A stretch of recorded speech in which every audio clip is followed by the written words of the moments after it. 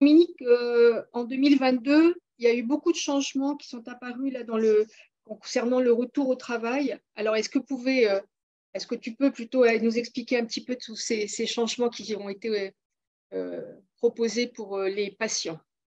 Alors, déjà, une des grandes nouveautés, ça a été la mise en place d'un rendez-vous de liaison qui est dorénavant possible pendant la suspension du contrat de travail. Donc, avant, il y en a certains d'entre vous, ils doivent s'en rappeler, quand vous êtes en arrêt de travail, en fait, le contrat de travail est suspendu et l'employeur n'a plus le droit de vous contacter pour vous poser des questions, enfin pour vous solliciter pour différentes choses. Les seules raisons pour lesquelles historiquement l'employeur pouvait vous contacter, c'était sur des renseignements. Vous avez quitté l'entreprise et il n'a pas le code d'accès de votre ordinateur. Donc, des questions d'organisation de l'entreprise. Vous avez quitté l'entreprise et vous avez emporté avec vous un téléphone portable. Donc là, il peut vous contacter pour voir comment récupérer le téléphone portable. Voilà, sur des questions comme ça, l'employeur avait effectivement le droit de prendre contact avec vous, mais pour tout le reste, en principe, il n'avait pas le droit de vous appeler, de vous solliciter. Et au point que, en principe, voilà, les juristes qui travaillent qui sont dans les services juridiques des grosses entreprises déconseillaient effectivement aux entreprises qui souhaitaient parfois juste prendre des nouvelles de leurs salariés. On leur disait non, non, non, non, suspension du contrat de travail, vous n'avez pas à contacter le salarié. Donc, ça fait depuis, je dirais, les années 2012 que progressivement, on a commencé à quand même dire oui, ben, c'est quand même pas idéal cette situation, et si le salarié accepte, dit qu'il est d'accord pour être contacté, en disant aussi comment il veut être contacté, par SMS, par mail, par téléphone, éventuellement il précise une fois par semaine, tous les 15 jours, une fois par mois, et puis il a aussi la possibilité de dire bah, moi j'ai envie qu'on me laisse tranquille et j'ai pas envie d'avoir des nouvelles de mes collègues et de mon entreprise pendant X temps. Tout ça, ça doit être entendu. Donc, ça a commencé à rentrer dans les bonnes pratiques des entreprises de dire, effectivement, essayer quand même de garder du lien avec les personnes. Nous, de notre côté, ce qu'on constatait, c'est que les personnes, souvent, en fait, elles appelaient, elles disaient, de toute façon, mon employeur, il s'en fiche de moi, je ne l'intéresse pas, il ne m'a jamais appelé, il n'a jamais pris de mes nouvelles. Et donc, nous, on faisait un travail de pédagogie, d'expliquer qu'au regard des textes de loi existants, en fait, il était probable que, même si l'employeur avait envie de les appeler, ils avaient un service juridique qui le leur interdisait. Donc, il y avait vraiment un manque à ce niveau-là, et même en ayant ces bonnes pratiques, si vous voulez, qui se sont inscrites dans un certain nombre d'entreprises où effectivement, maintenant, dès que la personne est en arrêt de travail, lorsqu'elle appelle pour dire qu'elle envoie son arrêt de travail, etc., on lui demande, est-ce que vous souhaitez être contacté? Est-ce que vous souhaitez est-ce qu'on peut vous demander des nouvelles de temps en temps? Sous quelle forme, etc.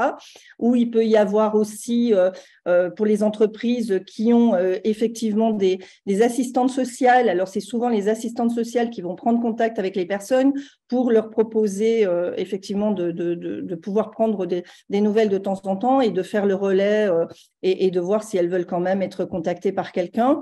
Donc, progressivement, il y a eu comme ça des choses qui se sont mises en place, mais de manière informelle.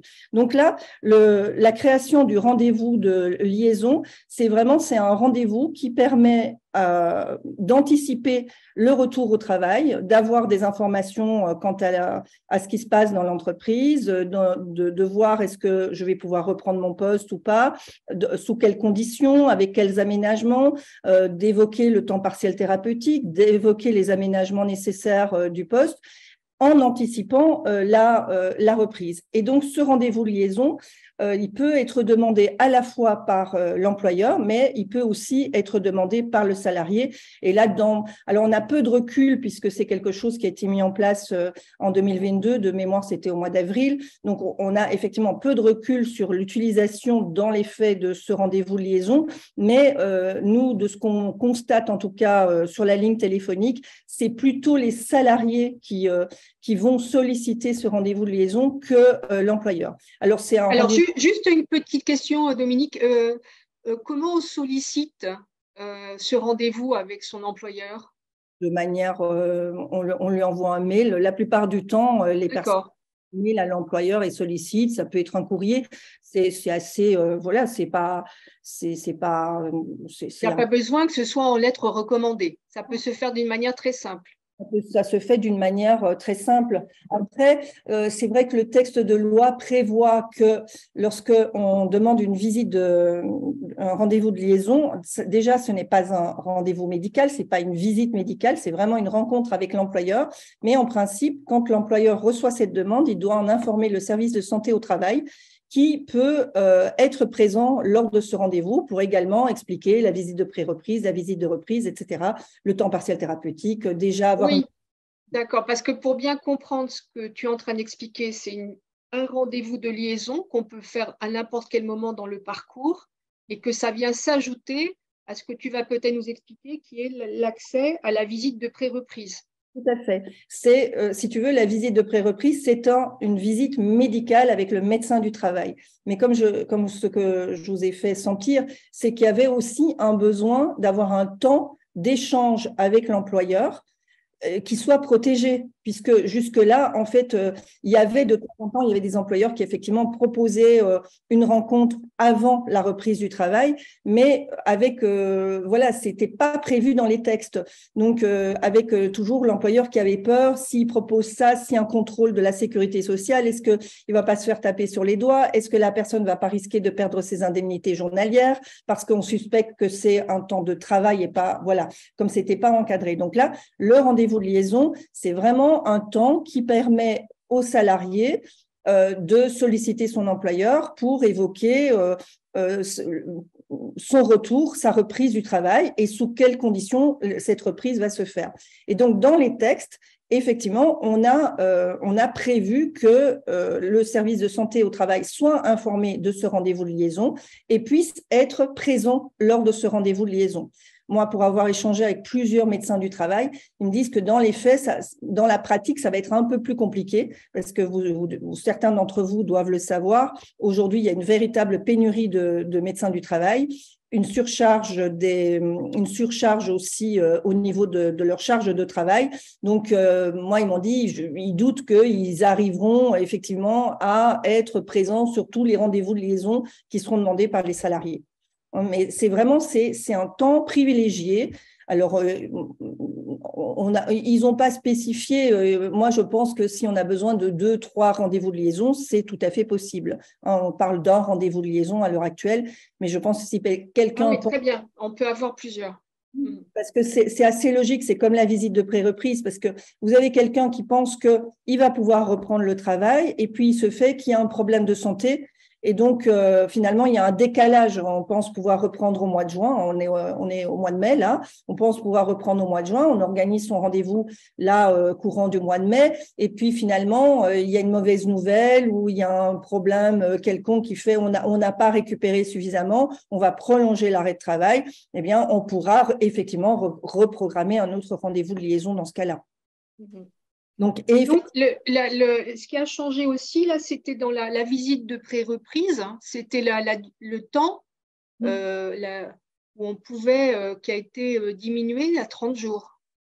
Oui, c'est ça. En fait, précédemment, la visite de pré-reprise était accessible aux salariés qui étaient en arrêt de travail depuis 30 jours. Donc, dans les faits, ça fait longtemps que les médecins du travail, souvent, acceptaient de toute façon des salariés qui n'étaient pas en arrêt de travail depuis 30 jours et qui leur accordaient quand même cette visite de pré-reprise. Donc aujourd'hui, dans les textes, il est noté que c'est pour les salariés qui sont en arrêt de travail depuis 30 jours et les médecins du travail avec lesquels j'échange m'ont dit, mais même un salarié qui est atteint d'un cancer, qui est en arrêt de travail depuis moins de 30 jours et qui veut faire une reprise et qui a besoin d'informations, etc., par rapport à cette reprise, il recevra un accueil favorable pour une visite de pré-reprise. Mais dans les textes, c'est à partir de 30 jours. Donc ça, c'est une grosse modification parce qu'avant, c'était vraiment, il fallait être arrêté depuis, en principe, il fallait être arrêté depuis 3 mois pour accéder à la visite de pré-reprise. Et le problème, c'est, moi, je le sais que les médecins du travail, ils vont accepter, ils auraient accepté même en amont, mais quand les personnes se réfèrent au texte sur les sites Internet, ils vont toujours trouver 3 mois. Donc, il y avait des personnes qui n'organisaient pas ces visites de pré-reprise. Donc, je rappelle, hein, la visite de pré-reprise, c'est une visite qui a lieu alors que la personne est encore en arrêt de travail, elle va rencontrer le médecin du travail qui va évoquer avec elle les conditions optimales pour reprendre ce travail. Est-ce que c'est un temps partiel thérapeutique? Quelle serait la charge? Enfin, déjà, le temps partiel thérapeutique, est-ce que c'est un temps partiel thérapeutique sur, je sais pas, par exemple, 30% du temps de travail? Est-ce que c'est 50% du temps de travail? Est-ce que c'est 60% du temps de travail? Donc ça, c'est déjà évalué pendant la visite de pré-reprise. On évalue également la charge de travail que la personne peut être amenée à diminuer parce que, si vous voulez, ça n'a pas de sens si vous avez un temps partiel thérapeutique et qu'on vous garde exactement la même charge de travail. Ça arrive, hein, mais effectivement, il faut aussi discuter de la charge de travail. Ça peut être une mise au point sur les missions parce que c'est pareil, si vous êtes dans un statut où vous avez un certain nombre de missions qui vous échouent, vous ne ferez pas le même nombre de missions si vous êtes en temps partiel thérapeutique que si vous êtes à plein temps. Donc, voilà. C'est aussi à ce moment-là qu'on va voir est-ce qu'il faut faire une demande, si la personne ne l'a pas encore introduite, est-ce qu'il faut faire une demande de reconnaissance qualité de travailleur handicapé parce qu'il y a éventuellement des aménagements de poste, par exemple, l'achat d'un fauteuil ergonomique, l'achat d'un logiciel spécifique, enfin, tous les aménagements matériels qui peuvent bénéficier de financement, mais seulement si la personne est reconnue en tant que travailleur handicapé, que ce soit par la RQTH ou par une pension d'invalidité d'ailleurs, hein, mais il faut avoir ce statut de travailleur handicapé, autrement on n'aura pas accès au financement de la GFIP. Donc tout ça, c'est des choses qui peuvent vraiment être abordées lors de la visite de pré-reprise. Alors, là, justement, dans la visite, après, il y a la visite de pré-reprise et puis il y a la visite de reprise. Alors, si vous avez bien compris, on est vraiment dans un parcours, hein, qui s'étale. Hein, je fais le rendez-vous de liaison, la visite de pré-reprise et la visite de reprise. Alors, qu'est-ce qu'il y a eu aussi comme changement à ce niveau-là? Dernière précision, la visite de pré-reprise, elle ne peut être demandée que par le salarié. Le salarié peut la demander parce que c'est son médecin traitant qui lui demande de faire la visite de pré-reprise, ou c'est le médecin conseil de la sécurité sociale qui lui demande d'organiser une visite de pré-reprise, mais en aucun cas, l'employeur ne peut organiser une visite de pré-reprise. C'est une prérogative du salarié et les visites de pré-reprise sont gratuites et confidentielles. Donc, si un salarié se rend à une visite de pré-reprise et ne souhaite pas partager les préconisations du médecin du travail, eh bien, il pourra dire pour l'instant, je ne veux pas que ce soit communiqué à mon employeur, on ne lui communique rien. On peut avoir plusieurs visites de pré-reprise aussi, ça c'est important. Et donc, j'arrive effectivement dans ce process et dans ce parcours, effectivement, le jour où la personne va reprendre le travail, donc son arrêt de travail se termine, à ce moment-là, effectivement, l'employeur, lui, va devoir organiser la visite de reprise dans les 8 jours. Et cette visite de reprise, avant, elle devait être organisée systématiquement dès qu'il y avait un arrêt de travail qui avait duré 30 jours. Ben, aujourd'hui, à l'inverse des autres dispositions, là maintenant, il faut que l'arrêt de travail il ait duré au moins 60 jours pour que l'employeur soit obligé d'organiser une visite de reprise. Mais autre précision, si le salarié a été arrêté moins de 60 jours, mais reprend le travail dans des conditions normales, mais il n'y aura pas d'organisation de visite de reprise. Par contre, s'il y a une mise en place d'un aménagement, que ce soit horaire ou matériel, à ce moment-là, même si on n'a pas le délai de 60 jours, on va quand même organiser la visite de reprise. Et c'est là qu'intervient aussi l'essai encadré. Alors, l'essai encadré, ça c'est encore autre chose, c'est dans les nouveaux dispositifs qui ont été créés en 2022, puisque si vous voulez, jusqu'en 2022, qu'est-ce qui se passait? On passait de l'arrêt de travail très souvent, surtout en oncologie, on passait de l'arrêt de travail au temps partiel thérapeutique. Et là, ils ont souhaité mettre en place un autre dispositif encore, qui est l'essai encadré, puisque quand vous passez de l'arrêt de travail au temps partiel, à la prescription d'un temps partiel thérapeutique, qui en fait est une prolongation de l'arrêt de travail, mais avec une reprise du travail, vous reprenez votre poste, vous reprenez vos missions, etc., etc. Enfin, il y a des exigences et l'employeur, la sécurité sociale continue à vous verser les indemnités journalières et l'employeur va vous régler les heures effectives que vous avez travaillées. Donc, là, le législateur a souhaité mettre un autre dispositif à disposition, qui est l'essai encadré. Et l'essai encadré, ça permet à la personne dont on voit lors de la visite de pré-reprise, alors ça va plutôt se décider sur la visite de pré-reprise ou même lors du rendez-vous de liaison, plutôt que sur la visite de reprise. La visite de reprise, on a déjà repris le travail, hein. Donc, c'est plutôt en amont, sur le rendez-vous de liaison ou au moment de la visite de pré-reprise, ou quand on a un contrôle avec la sécurité sociale et qu'on se dit oui, la reprise de poste risque d'être compliquée, ça peut être difficile, la personne est à risque de ne pas pouvoir reprendre son poste, on peut lui proposer à ce moment-là un essai encadré.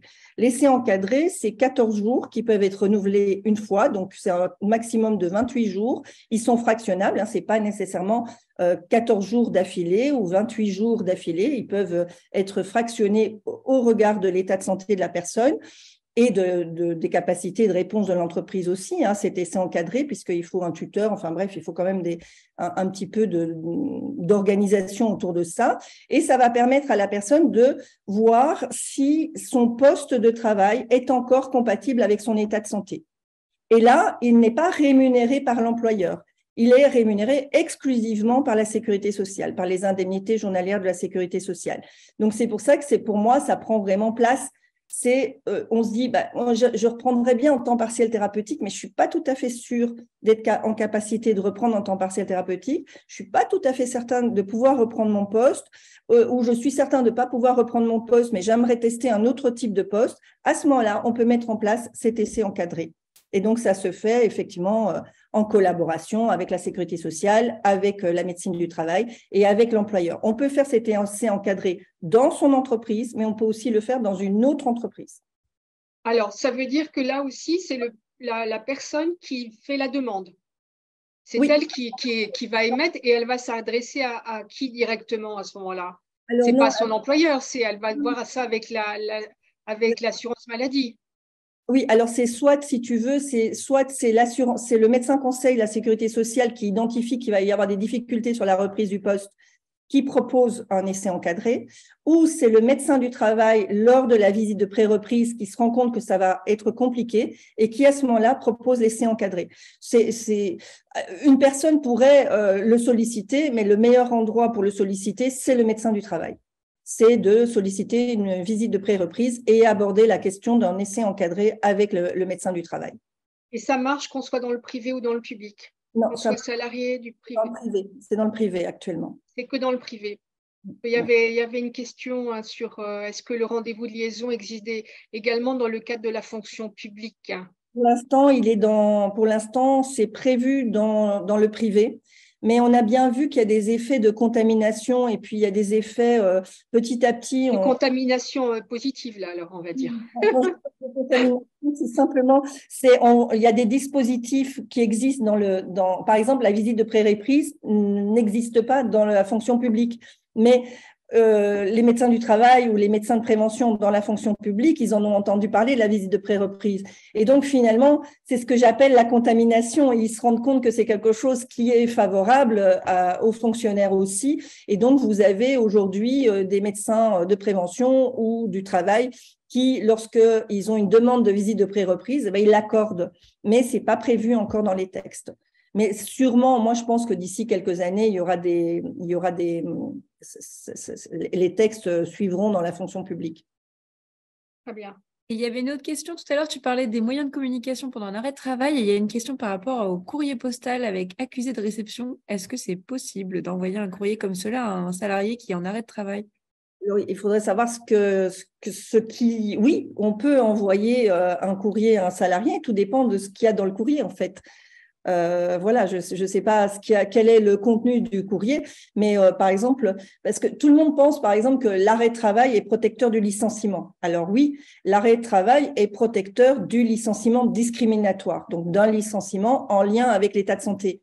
Mais un employeur, par exemple, qui serait amené à restructurer son entreprise ou qui souhaiterait proposer une rupture conventionnelle ou, j'en sais rien, qui malheureusement a des problèmes, doit procéder à un licenciement économique, où il y a encore où il y avait déjà des problèmes entre le salarié et l'employeur avant, et donc là, le salarié est en arrêt de travail, mais il y avait sur la table un rendez-vous qui allait être proposé dans l'optique d'un licenciement. Tout ça, c'est des courriers qui peuvent être envoyés au salarié pour lui demander effectivement, pour l'informer qu'on le convoque à une visite, à une rencontre par rapport à un licenciement, par exemple. Et là, le salarié, lui, il n'a pas, par exemple, dans le cas où on va mettre en place un licenciement, le salarié n'a pas l'obligation de se rendre à ce rendez-vous, mais l'employeur pourra continuer la procédure de licenciement si le salarié ne vient pas au rendez-vous. Donc, il faut bien avoir en tête un arrêt de travail protège du licenciement discriminatoire, mais ne protège pas de toutes les formes de licenciement. Ok, on a justement une autre question par rapport au licenciement. Que faire lorsque l'employeur pousse pour une déclaration inaptitude pour pouvoir licencier légalement et remplacer la personne qu'il considère être devenue une charge pour l'entreprise? Alors déjà, je sais pas, moi je connais pas l'historique, mais le seul qui puisse décider de l'inaptitude, c'est le médecin du travail. Donc, le médecin du travail est censé être indépendant par rapport à l'employeur. Donc, normalement, il n'y a pas à recevoir d'ordre d'un employeur pour pour déclarer une inaptitude. Ce qu'il faut savoir aussi, c'est qu'aujourd'hui, il y a quand même des recommandations fortes, des tutelles, pour essayer, dans la mesure du possible, de préserver l'emploi de la personne qui revient. Donc, licenciement, enfin, inaptitude au poste, décidée par le médecin du travail, et dans certains cas, effectivement, on n'a pas d'autre choix parce que la personne reprendre son poste, ça mettrait sa santé en danger. Donc, il peut y avoir une inaptitude au poste, mais ça ne veut pas dire inaptitude à tout poste. Donc, derrière, il va se déclencher ce qu'on appelle le reclassement. Donc, même lorsqu'un médecin du travail prononce une inaptitude au poste, il va y avoir une obligation de reclassement à charge de l'employeur qui, effectivement, va devoir regarder dans son entreprise, et s'il y a plusieurs filiales, dans toutes les filiales du groupe en France, si oui ou non, il y a une possibilité de reclasser la personne dans l'entreprise. Donc voilà, inaptitude ne veut pas nécessairement dire départ de l'entreprise. Il y a des cas de figure comme ça, où notamment dans la fonction publique, si on n'a pas l'inaptitude, on ne peut pas proposer le reclassement aux fonctionnaires. Donc, il y en a parfois, ils ont vraiment besoin qu'on prononce l'inaptitude pour entraîner le reclassement. Mais effectivement, l'employeur peut aussi faire pression auprès du salarié. Et là, il faut pas hésiter à appeler une ligne comme la nôtre. Ça peut être Jury Santé, mais il y a certainement d'autres associations qui font la même chose. Et demander, nous, on sait que dans ces cas-là, on renvoie vers un avocat spécialisé en droit du travail pour que l'avocat évalue avec la personne qu'est-ce qui se passe au sein de son entreprise, quel est le type de pression auquel il est confronté, de manière à éventuellement, en tout cas, être en capacité de se défendre par rapport à ça. Alors, ça amène à une autre question qui est sur justement quand la personne ne se sent plus apte à son emploi actuel. Et il y a la possibilité maintenant d'avoir un contrat de rééducation professionnelle aussi. Oui, alors c'est en parallèle. Avant, ce contrat de rééducation professionnelle était accessible aux personnes en situation de handicap, mais n'était pas accessible aux personnes qui n'étaient ni en pension d'invalidité, qui n'avaient pas fait de reconnaissance qualité de travailleur handicapé, et ça leur était pas accessible. Donc là, on a étendu en fait le champ d'application de ce contrat de rééducation professionnelle pour permettre effectivement aux personnes qui ont été en arrêt maladie, alors c'est des arrêts maladie souvent un petit peu longs, mais de pouvoir effectivement bénéficier de ce type de contrat pour là aussi soit se réaccoutumer à leur poste, soit exercer un nouvel emploi. Là, de nouveau, c'est ou dans l'entreprise dans lequel ils ont leur poste de travail ou dans une autre entreprise. Et là, on est donc laissé encadrer, vous vous souvenez, je vous ai dit 14 jours renouvelables une fois. Ici, on est sur un contrat de 18 mois. Et là, avec un financement tripartite où il va y avoir une participation de la sécurité sociale et une participation de l'employeur. Très bien. Donc, c'est vraiment, aujourd'hui, la grande préoccupation, c'est de lutter contre la désinsertion professionnelle des personnes qui ont été en arrêt de travail. C'est vraiment un des objectifs majeurs. Moi, je me souviens, dans les années 2010-2011, on commençait à entendre parler des cellules de prévention de la désinsertion professionnelle, mais leur accès était très limité, c'était difficile de les mettre en action, etc. Tout s'est vraiment assoupli pour… à l'époque, il y avait par exemple en 2011, on voulait actionner la cellule de prévention de la désinsertion professionnelle. Il n'y avait que le médecin conseil de la sécurité sociale qui pouvait tirer la sonnette d'alarme et demander effectivement à ce que la CARSAT convoque, donc parce que ça c'est le champ de la CARSAT dans le privé, que ce Alors soit… la CARSAT, il faut rappeler… CARSAT, c'est caisse, je sais pas. Là, j'ai pas en tête. Je suis désolée, on a tellement l'habitude de… La CARSAT, c'est les caisses de retraite, en fait. Hein. En fait, c'est plus que les caisses de retraite parce qu'ils s'occupent de tout ce qui est santé au travail aussi. Oui. Donc, il y a bien quelqu'un qui va… Je sais pas, Lise, tu peux peut-être regarder vite fait et mettre le lien de la CARSAT. Mais de toute façon, on ne va pas appeler… Peu importe que ce soit la CARSAT, je vous parle des années 2011. Oui, oui. C'était à l'époque, le seul moyen, c'était effectivement le médecin conseil de la sécurité sociale détectait un risque de désinsertion professionnelle, alertait la CARSAT convoquait la personne, proposait, et là, on proposait soit bilan de compétences et éventuellement une formation, et le tout pouvait être suivi pendant l'arrêt de travail. Et donc, on était sur un fonctionnement, finalement, il y avait plein de gens qui échappaient, enfin, qui n'étaient pas repérés. Aujourd'hui, c'est beaucoup plus souple puisque aujourd'hui, le médecin du travail peut aussi alerter, le médecin conseil peut alerter, le médecin traitant peut alerter, mais la personne elle-même, si elle se dit bah, « moi, ça va être très compliqué de reprendre mon poste », elle voit, il y en a qui, effectivement, parfois c'est assez surprenant, mais il y a des personnes qui ne sont jamais convoquées par la sécurité sociale. Et ben, quand on voit qu'on n'est pas convoqué sur la sécurité sociale et qu'on se dit « ça va quand même très compliqué de reprendre mon poste », aujourd'hui, on peut appeler le service social de la CPAM pour demander un rendez-vous avec l'assistante sociale et évoquer ce risque de désinsertion professionnelle. Et ensuite, voilà, on vous guide. Hein, vous n'avez pas de choses particulières à faire. Mais c'est vraiment l'optique aujourd'hui, c'est de dire il faut réduire le nombre de licenciements pour inaptitude. Chaque fois qu'on peut aménager, proposer un autre poste, il faut pouvoir le faire. Donc, les employeurs sont aussi confrontés, si vous voulez, si vous voyez qu'un employeur ne vous propose pas du tout de poste dans le cadre du reclassement ou vous propose des postes qui, visiblement, n'ont rien à voir avec vos compétences et vos capacités, eh ben, ça peut être porté au prud'homme par rapport au fait qu'il ne respecte pas ses obligations. Puisque quand on est reclassé, on doit être reclassé dans un poste le plus proche possible de celui qu'on avait avant par rapport à son niveau de compétences et de capacité. Et il me semble aussi que tu voulais aussi parler et mettre en garde les personnes qui sont en arrêt maladie sur le fait qu'il ne faut surtout pas qu'ils oublient aujourd'hui d'envoyer leur arrêt maladie, parce que s'ils ne les envoient pas dans les temps, alors voilà, qu'est-ce que on risque aujourd'hui? C'est tout nouveau, ça vient de sortir ça. Hein. Oui, en fait, c'est que vous avez de temps en temps… Alors, ça dépend toujours des relations avec l'employeur, bien sûr. Hein. Il y a des personnes qui, effectivement, du fait de la pathologie, des hospitalisations, etc., oublient ou n'ont pas… enfin, c'est compliqué d'envoyer leurs arrêts de travail ou leur bulletin d'hospitalisation à leur employeur. Donc, or, vous avez 48 heures pour le faire.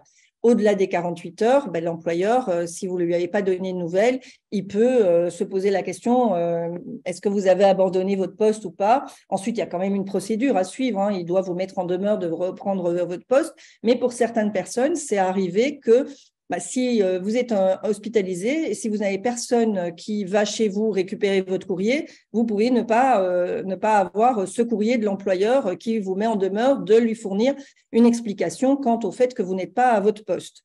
Donc, il faut vraiment faire très, très attention à ça aujourd'hui parce qu'avant, ça ne posait pas trop de soucis. Enfin, avant, vous pouviez être licencié pour abandon de poste, mais vous conserviez vos droits aux allocations de retour à l'emploi. Donc, vous étiez… allocation chômage. Les allocations chômage, donc vous pouviez vous inscrire à Pôle emploi et être indemnisé.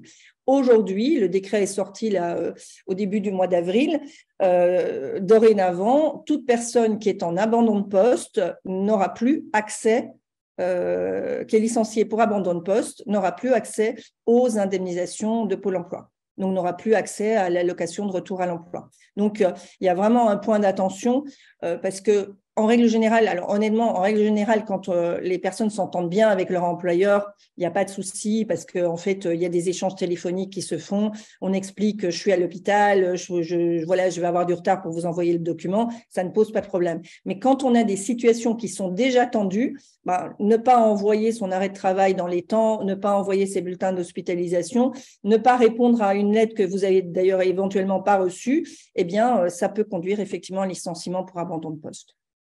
Ouais, très important de le signaler, hein, parce que effectivement, ça peut mettre déjà des personnes qui sont dans un état de vulnérabilité et du coup, les mettre dans un état de précarité. Ça a quand même des conséquences fortes. Est-ce qu'il y a des questions sur ces sujets de cancer et droits parce que sinon, si vous n'en avez pas tout de suite, on va peut-être aborder les sujets des assurances et puis on pourra revenir de toute façon s'il y a d'autres questions sur ce sujet-là plus tard. Mais pour qu'on avance, parce que là, on voulait aussi, avec Dominique, voir les nouveautés en 2022.